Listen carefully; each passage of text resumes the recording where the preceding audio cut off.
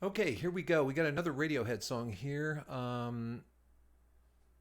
You're a bit of a Radiohead fan, aren't you? So this is a song called "Daydreaming." What album is this from? It's a moonshaped pool. Moonshaped Pool. All Beatles fans become Radiohead fans. All Beatles fans become Radiohead fans. I see that. I can see that. Um, Daydreaming. I got the lyrics up here. Again, simple lyrics. Again, a little bit kind of veiled, a little bit abstract. So let's see. I got the video this time. Let's see. Let's see what it's all about. This is that album that you listen to the newest of Radiohead. The on. Moonshaped Pool. Yeah, like it had glass eyes on it. The one that. Oh right. So this is like the new Radiohead. Okay. Just so that makes sense. This is a new Radiohead. So this could be one that when people comment, they're like, well. I only like their new stuff, or I only like their old stuff. And again, this goes back to the video that I made, the first video I did today, which was on how your musical tastes are shaped, and when things change, when the world changes around you, a lot of times, that's when people will say, "Oh, I don't like their new stuff," or I don't like the new stuff. It's not the same. It's they sold out, or they did this, they did that. So I don't know if that's the case here, but I anticipate you guys will let me know if that is the case with some of you. So here it is, Daydreaming, Radiohead.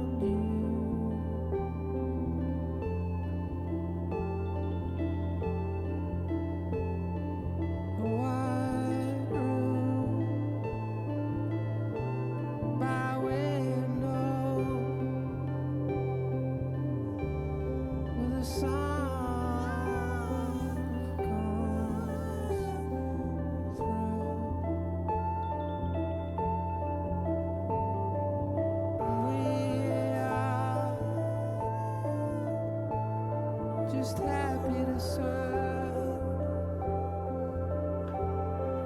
Just happy to serve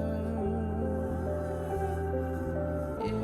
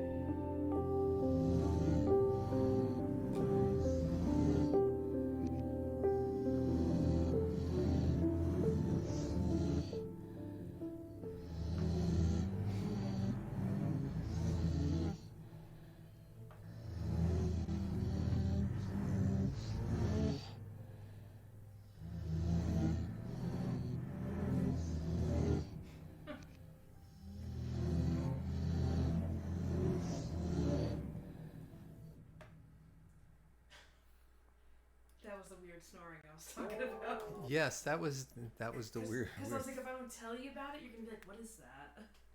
Yeah. So this is a real, I would say, artistic expression. So this is not. This you have to look at this song like a little bit differently, at least for me. Mm-hmm. So when I see something like this, I have to think that the band is creating a work of art, and a lot of times art has to push the boundaries, and I think that's a lot of what I get out of Radiohead, is that they are striving to be an artistic band, and so the difference between being just a band, and an art, a band that's concerned with making art, is if you want to be Taylor Swift, and again, I'm not putting her down, but she has to write songs that are going to appeal to a certain demographic, and they have to fit and conform into a certain genre of music that's going to be accessible. So when you think about, let's say, a pop artist, and again, I'm just using Taylor Swift because it's the first thing that comes to mind, her job is to sell music. Her job is to sell herself. And if she can be artistic or creative while doing it, that's what she does. This music, on the other hand, is different. This music is first and foremost to be an artistic expression, and whether it's a group effort or it's something right out of the mind of Tom York, which I'm thinking it is. I was just gonna say, yeah.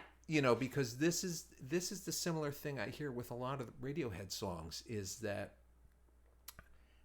they don't strive to be selling records. They don't strive to fit into that narrow genre of being accessible to the biggest demographic of people.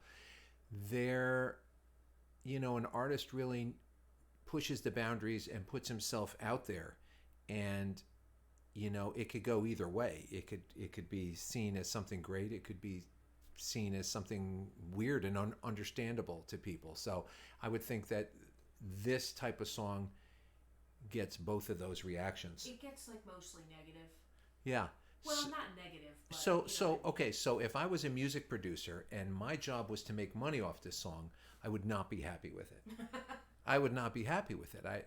But if my job is to listen to someone's expression of art, I would be thrilled with it. Yeah. So you have to think about, how are you listening to this piece of music? And this goes back to, I don't know if you watched the video that I posted a little while ago on, where's all the good music gone? This song really kind of fits in with that, because you have to listen to this song from a certain viewpoint to like it. And you don't have to like it. You can listen to this song and say, this is not for me. I don't like it. Like looking at a piece of art, an artwork. It either, there are times when I'll look at a piece of art and I'll go, yeah, I got nothing. And then other times I look at a piece of art, I'll go to antique stores and stuff like that. I'm not just talking about going to museums, but you go to antique stores and you can see, you can find some pieces of art by fairly, middle known artists that are just end up over there.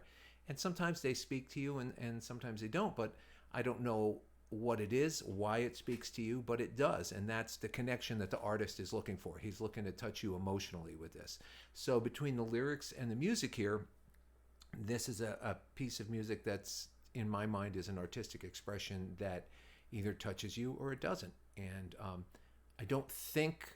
I wouldn't think that Tom York is terribly concerned with whether it does or it doesn't. I think that he seems like a guy that's confident enough in his own world that he knows he can put this product out and be relatively happy with it, But I think it's an interesting song. I like it. I like the little, nice piano work.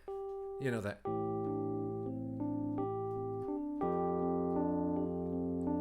With all those pieces going on in there, interesting. And like a lot of the other Radiohead songs, it evolves or devolves, however you want to see it, in the middle of the song into some chords that completely don't fit in with that tonality in a traditional sense, but are interesting. That seems to be in a lot of the Radiohead songs, the middle eight or the bridge is something completely different. It carries some of the same thematic elements, but it's completely different. The lyrics, dreamers, they never learn, beyond the point of no return. Then it's too late, the damage is done. This goes beyond me, beyond you. A white room by a window where the sun comes through. We are just happy to serve you. So look, again, now that I'm thinking of it, these lyrics kind of go with what I just said. If you look at somebody like Tom York, or you look at an artist, they're the dreamers. They're the dreamers. They're the ones who are not living in reality. They're not punching a time clock. They're not worried about their 401k. They're not. These are people that are obsessed with creating art. And my interpretation of the lyrics are, dreamers, they never learn. I mean, if you're an artist, I don't know any people that are artists that don't question at some time or another their path, their choice of paths in life, because they go, am I ever going to make money from doing this? What am I doing? Am I wasting my time? Does anybody care? It's that whole thing. So that's what I'm getting out of this lyric. They never learn, beyond the point of no return. And it sounds like somebody who's all in. And by that time, it's too late. The damage is done. And what is the damage? It's the price that you're paying for being totally immersed in your art. This goes beyond me, beyond you. A white room by a window where the sun comes through. Your world, your imaginary world where your inspiration comes from. The white room by a window where the sun comes through, where you feel the joy or sorrow of life. We're just happy to serve you. So in my mind, this is about the price that an artist pays to be sincere about really sharing their artistic vision. And this song to me is one of artistic vision. I don't even want to go through and pull out the chords. Like I said, I just love those fifths that he's doing, and then with that little piece on top of it, and he's just setting up this, I don't want to say melancholy, but this maybe melancholy mood of acceptance of this is where life is. I really wasn't watching the video all that much. I try not to watch the video too much, but I did notice it was about a journey, and this journey was I didn't see all of it, but I saw a lot of walking through empty halls, and then I noticed it looked like back home, going upstairs to your bedroom, and maybe that's the white room by a window where the sun comes through, and ending up in a cold, dark cave with a little fire, next to it, and falling asleep. And in my mind, that kind of helps me figure out the song, because it's like an artist going in themselves to find that inner fire of passion, of desire, of whatever it is. And it's kind of a sad journey, because you're really going on that journey alone. And it's both fulfilling and sad at the same time. So I like this for those reasons. Is this going to be on my road trip playlist? No, no, it's not gonna. But I really appreciate this song as a work of art. It's a sincere, heartfelt portrait in my mind of somebody bearing their soul, and I like that. Being someone who I like to consider myself an artist, without sounding pretentious. I try to, think of things and do things at that level. A hit record would be nice, but, I think that ship has sailed. But I think it's really, really interesting. So I like this song, and I don't like it just because I'm saying I like it, because there's radio fans out there. I like it because I like it as an artistic expression, and I actually appreciate. I was very moved by this song, so I think it was great. Radiohead, Daydreaming. I should add before you close it. Yep. That this is the last Radiohead album, and it's made up of a lot of bits and pieces of old songs and stuff. And it's kind of like every song on this album, like Glass Eyes was on this, the one you did, where it's kind of all like melancholy, like you said. It's kind of like a take out all the stops, experimental, end of the journey, end of Radiohead album. Interesting that puts it in perspective. That's really interesting. Cool. I mean, that really affected me. I'm really kind of like, I need a minute to kind of gather my thoughts before the next video. All right, guys, take care. I will see you shortly. Thanks again.